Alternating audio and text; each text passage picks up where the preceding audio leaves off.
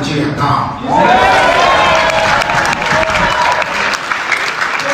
That is what it requires to protect our people, protect our land. We will burn them down. And after that, Biafra will come. I want you to understand that if you want peace, you prepare for war. What I've seen for the past 2 years is nothing to write home about. It's not anywhere in the media.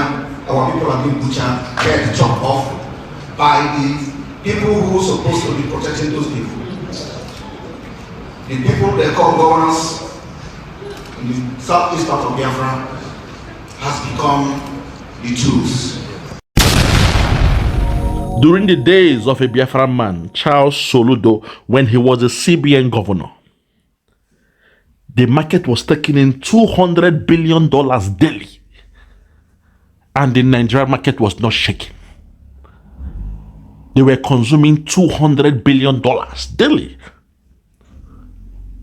and the Naira did not go up, because during that time, now we the Biafrans were blind, we were doing business, we believed in Nigeria, we believed in that project called Nigeria.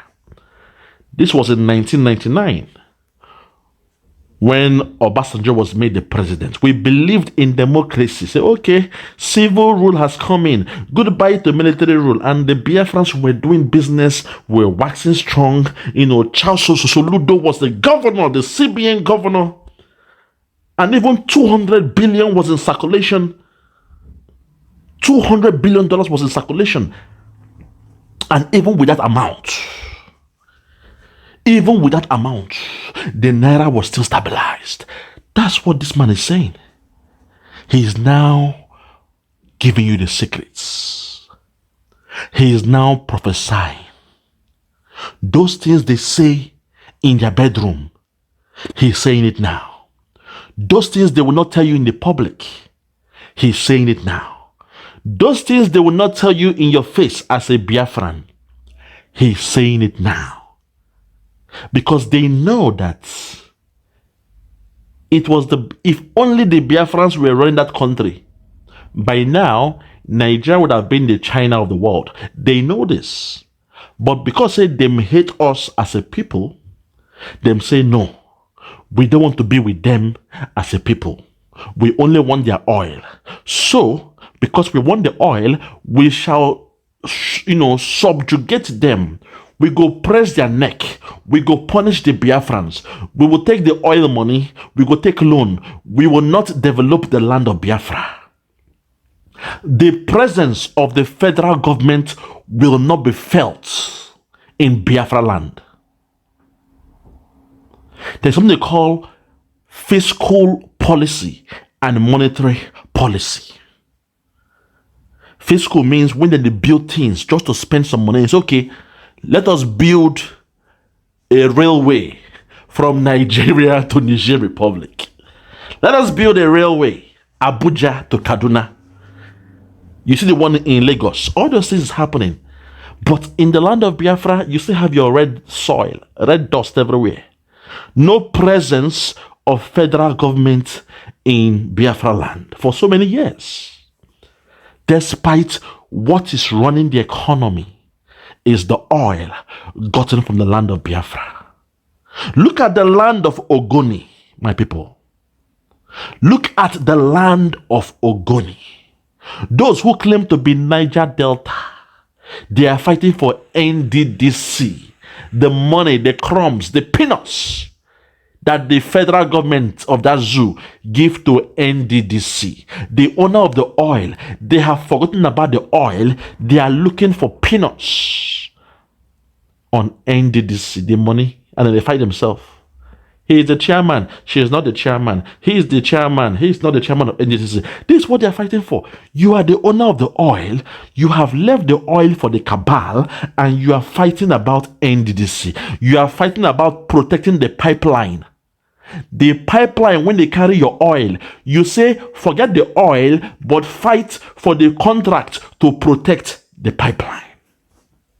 Hey, nah. This was their own case now, something else. In fact, let us not go there.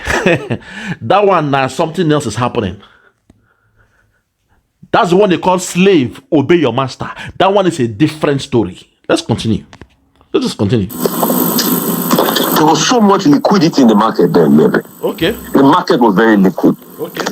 Today, the market is just fulfilling about $150 million. That's talking about the R&D window. Okay. And you can see how the market is reacting, and a lot of people have to go.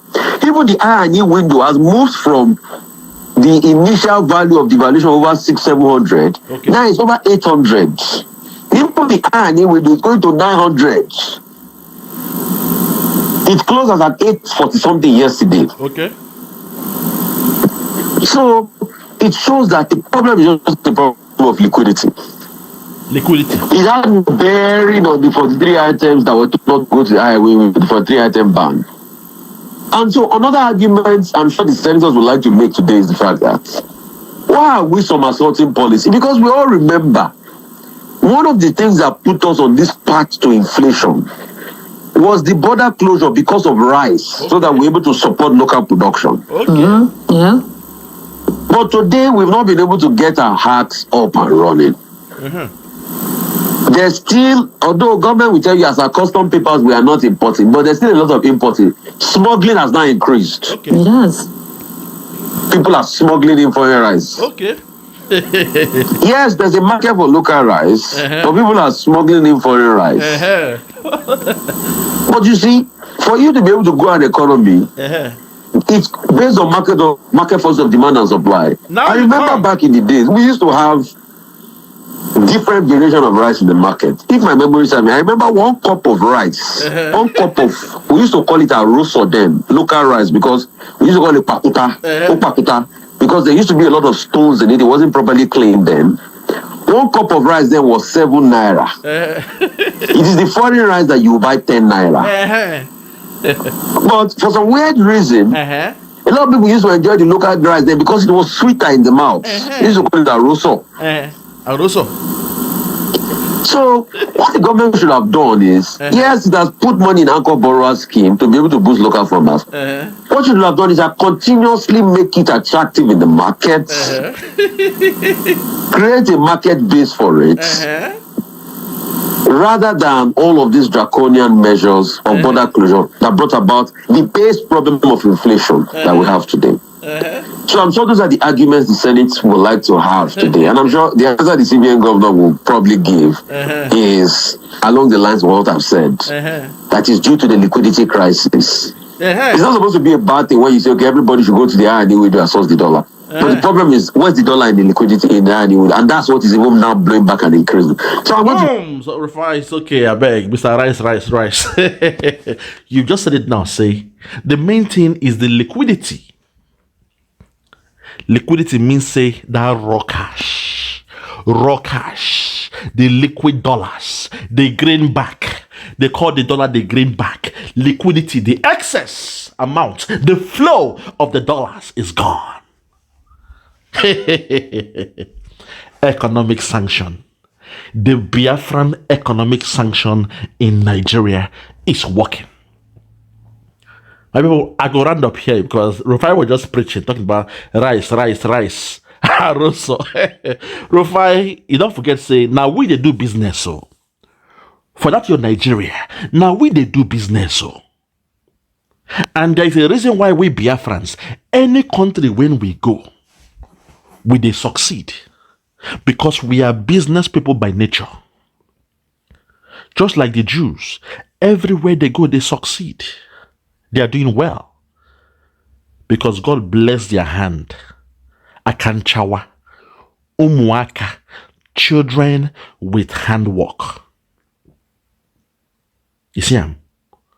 Umuaka, children with handwork. The Jews, they have it. And we, their distant relatives, the Biafrans, we have that same blessing. Say, anywhere we go succeed. In fact, if NASA of America is smart, those going to the moon, if they can send the Biafrans to the moon, I swear to God, within 20 months, the moon will become the new place to go and do business. That's who we are. We can create a summer in the winter. Winter, okochi, cold everywhere day. You know, uburu, cold. We the Biafrans can create a summer in a winter. That's who we are. We are business orientals. It's in our DNA. We know they learn them for school. Business, we know they learn them for school. There is something called business studies. You go to school to study business studies. Business studies means the study of business. That's one you learn from school. But there is something else called business science. The science of business. That is not taught in school. Oh. That one, nobody fit teach you. Is in your DNA. Business science. Only 2 people in this world have it. Only 2 races have it. The Jews and the Biafrans. Now only us get that thing when they call business science, which is why wherever we go in this country, you send me to anywhere. Within 5 years, I'll be doing well. That's who we are. Ahmadu Bello was angry, said, the Igbo man, you, wherever he goes, he wants to be this. You put him in a warehouse, he wants to become supervisor. Ahmadu Bello, that's who we are. You cannot change who we are. Even you all tried it. After the Biafran war, you gave us $20 each, I mean, 20 pounds. I keep saying it, my father, with all his businesses, they stole everything and gave him $20. And we still became who we are now. Their plan was to turn us to the Almajiri of Nigeria. Oh, God have mercy. God is good.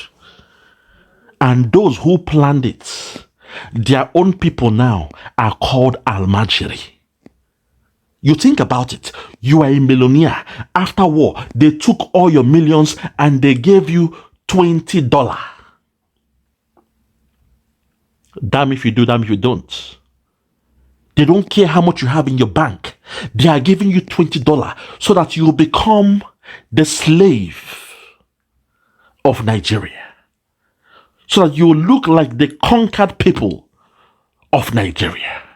In fact, they laughed our women because during those days, with $20, you couldn't dress well. So our women, they were trying to, dress up after the war. And the other women, they were laughing at them, say, hey, see, look at the way they are dressing. They were laughing at our mothers now. They were laughing at them. For a while, we were the beggars for a while. But later, the science in us, the business science in us, in our DNA, it came out of us. And from us, we were able to turn stone into bread, water into wine. That's who we are. I keep telling you the story. My father sat us down, all his children. He told us how he heard the music. A Biafran musician in Lagos. After the war, there was no radio. We were left to die with $20 in Biafra land. All the buildings were ruined. All the roads were brought down. No factory, no warehouse, no business in Biafra. Only $20 on your own. You are on your own. You are now a conquered people. You are now a conquered territory, and we are giving you only $20. We don't care how much you have in your economy. We don't care how much you have in your bank. If you're a businessman, $20. If you are a teacher, $20. If you are a doctor, $20. If you had a warehouse, $20. We don't care who you are. Go home with $20. Go and die. It means eat your money and die. And as God will have it, my father told us a story. My father told us a story how a Biafran musician went to Lagos and he made a music. That music was a coded music. There was a message in the music. Just last week, I sang a song to Aloy Ejimako, and I put a coded message for him to tell Mazen Nnamdi Kanu. You heard that song. I did not just sing that song. Oh, that was a coded message. Now only me and Aloy Ejimako go understand, because there was a message in that music. When I said Ejimako, Ejimako, oh, Ejimako, Ejimako, Aloy Ejimako, one name, oh, lo, Ejimako, Ejimako, make you tell Nnamdi Kanu, one name, oh, tell them say, oh, we did do well, yo. That was a message I put there. When he hears that music, he will understand. Same way, few months after the war has ended, in 1970, a musician, a top musician in Biafra land, went to Lagos. And he was a good person, because out of the love that he has for his people, he made a song. Musicians, when they praise the politicians, shame on you. You must use your music as a message to liberate your people. That musician, he made a song. A Biafra musician, a man who was known in Biafra as a musician. After the war, he managed to get to Lagos.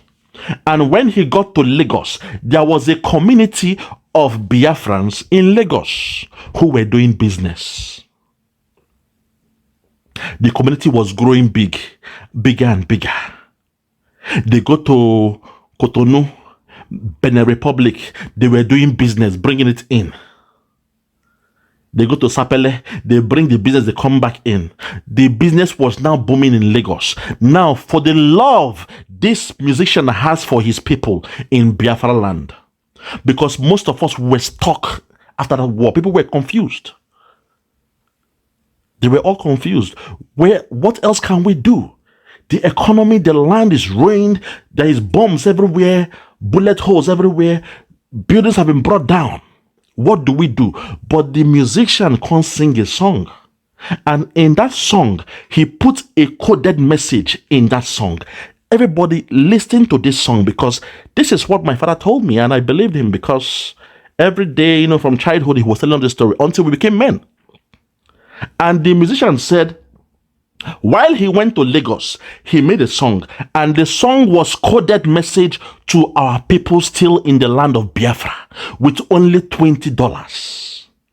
The musician said, in a song, he said this, he said, Lagos, oh, Lagos, oh, Lagos, oh, Lagos, oh, everything there for Lagos, oh, everything there for Lagos, oh, Lagos, oh, Lagos, oh, kinda, oh, everything there for Lagos, yo, job be there for Lagos, yo, business there for Lagos, oh, everything there for Lagos, oh, Lagos, yo, Lagos, oh, kinda, oh, Lagos, oh, Lagos, oh, kinda, oh, everything there for Lagos, yo, everything there for Lagos, yo, job be there for Lagos, yo, money there for Lagos, oh, Lagos, oh, Lagos, whoa, kinda, oh, Lagos, oh, Lagos, whoa, kinda, oh, everything there for Lagos, yo, everything there for Lagos, yo, job be there for Lagos, yo, money there for Lagos, oh, Lagos, oh, Lagos, whoa,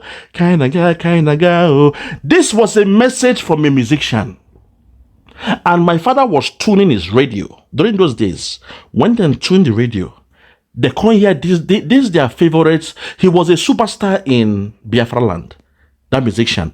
So when they can't tune the radio, they can't hear in music. They got the message. Say, okay, for Lagos, so come down to Lagos. Where our people, we are there. We are still doing well. We have business in Lagos. Job there for business, Come to Lagos, Kainaga, come. We are going there. So luckily, most of our parents during those days, they used in fact, my father used his $20 or £20 to buy a rally bicycle. This is how evil Nigeria is. somebody who was doing very well. They destroyed all his businesses. They destroyed all his warehouse. They stole all his goods, even his houses. They stole his houses. After the war, they stole everything. He was left with $20. But because we are scientists when it comes to business, we understand the laws of business, we understand the science of business. He used his $20 to buy a rally bicycle, and he rode his bicycle from the land of Biafra to meet his kindred, to meet his brothers in Lagos. And from there, they were able to operate. So now that say, even till this day, you see people going to Lagos to do business. That was how it started. From there, they operated. And from there, he made some money. And from there, they were able to, change the face of the Biafra land. They went back to build structures. If not by now, we would have been the Almajiri of Nigeria, the beggars of Nigeria. Southeast would have been, they call us Southeast, would have been the beggars, the land of the beggars, where you have oil, gold, silver, coal, but you cannot mine it because you are beggars. You have no political sway, you have no economic sway, nothing concerns you in Nigeria. That was their plan. That was the plan of Gowon. Which is why I am begging God in heaven that Gowon must still remain alive. May God keep Gowon alive, that he will see the glory of Biafra when Biafra comes. Those people that he killed, the blood of Biafrans that you killed, they will continue to keep you alive. They will torment you in your sleeps. You'll be having nightmares. You'll be having sleepless nights. You will beg for death, but death will not come. Your eyes will remain open. Even when your flesh loses the ghost, even when your flesh give up and you die, your eyes will remain open. You will die with your eyes open. You must see the glory of Biafrans. Go on. You said your name means go on with one nation. Go on, an acronym for go on with one nation. You will remain alive to see the glory of Biafra, to see Biafra break out from that zoo called Nigeria, to see us rise while your Nigeria will go down. You will remain alive. That's a prayer I am praying to God every day. Because of what you put my people through, what you put our elders through, our parents through. You killed us in our millions. It was a genocide. It was a massacre. And we say never again. But you, being the head leader, at the age of 28, you had that kind of evil mind to kill more than 7 million people. You will remain alive to see Biafra become great. So from me, from here for now, I'm going to say peace to the whole family. Biafra Superstars Media, I'm holding it down. May God bless Biafra and may God bless Oduduwa. May God bless His Excellency Mazi Nnamdi Kanu. And may God bless all the freedom fighters from the southeast to the southwest, up to the middle belt.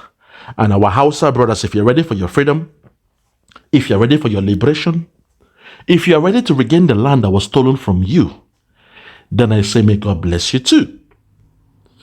May God bless the dragon, the Prime Minister of the Biafra Republic Government in Exile, His Excellency, ESN, Ekpa Simon Njoko, for the great job you're doing, my brother. We thank you. We thank you for Helsinki, Finland. We thank you for the great self-referendum, event that we had. We thank you for everything. Simon, also, I want to thank you for declaring the economic sanction. When you said it in the physical, it went to the spirit. And God has made it manifest. You see the crunch, the credit crunch in Nigeria. Simon, that is the economic sanction. Your words have come true. Your prophecy has come to pass. Oh, happy days. Oh, happy days. We thank you. Well done. Kudos to the dragon. So from me, from here, for now, I'm gonna say good morning, good afternoon, good evening, and good night. I remain Biafra Superstars Media. God bless you.